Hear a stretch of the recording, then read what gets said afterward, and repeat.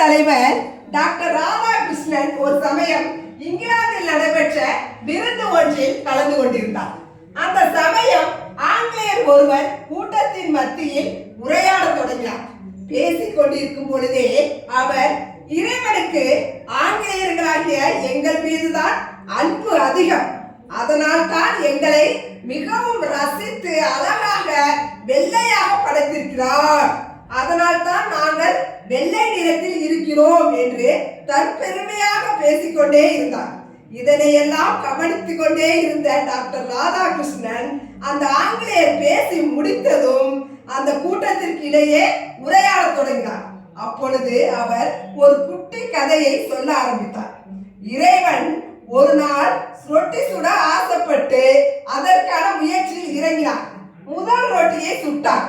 ஆனால் அது சரியாக வேகவே இல்லை. அதனாலேயே சில பேர் வெள்ளையாக பிறந்தார்கள்.